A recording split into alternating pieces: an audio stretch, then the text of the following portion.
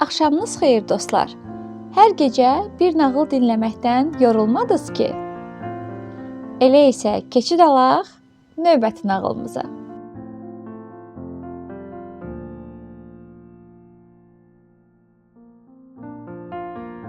Bu axşam sizə Xoruz və Tülkü adlı Rus nağılını danışacağam.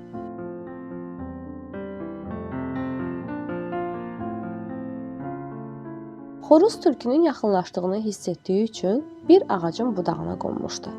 Tülkü də yaxınlıqda xoruzun olduğunu sezmişdi və kolların arasında gizlənib onu necə tutacağını fikirləşirdi. Axır ki, kolluqlardan sıçrayıb xoruzun dırmaşdığı ağacın altına gəldi. Aman, cənab xoruz, sizi görmək mənim üçün böyük xoşbəxtlikdir. Eşitdinizmi?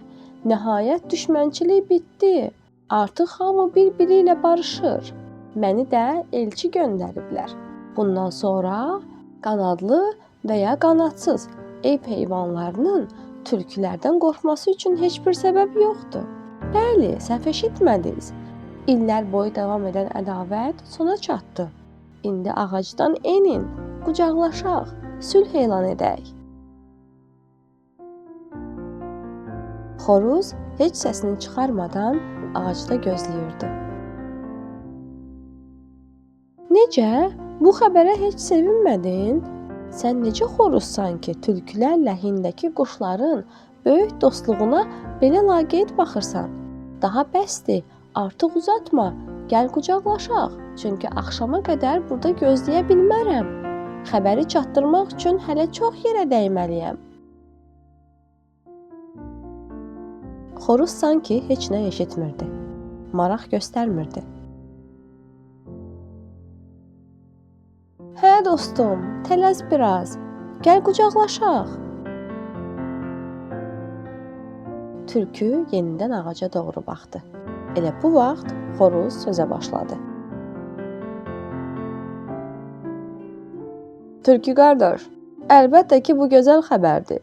Üstəlik belə bir xəbəri sənin dilindən eşitmək məni daha çox xoşbəxt etdi. Mən də səni qucaqlamaq istərəm. Amma görürəm ki, heyvanlar arasında ədavətin bitdiyi xəbərini vermək istəyən çoxdur. Çünki 2 ov itinin bura doğru qaçdığını görürəm. Hər halda səninlə qucaqlaşmağa tələsirlər. Dayan, mən də aşağı enim. Dördümüz birlikdə bu böyük bayramı qeyd edək. Tülkü bu sözləri eşidib dilləndi. Nə? Dördümüz birlikdə qeyd edək? Nə çərənləyirsən? Mən gözləyə bilmərəm. O axmaq heyvanları gözləməkdən daha vacib işlərim var.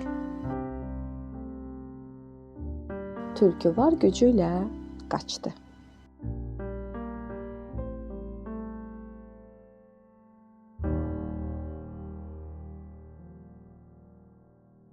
Bu axşamki nağılımızın da beləcə sonuna gəldik.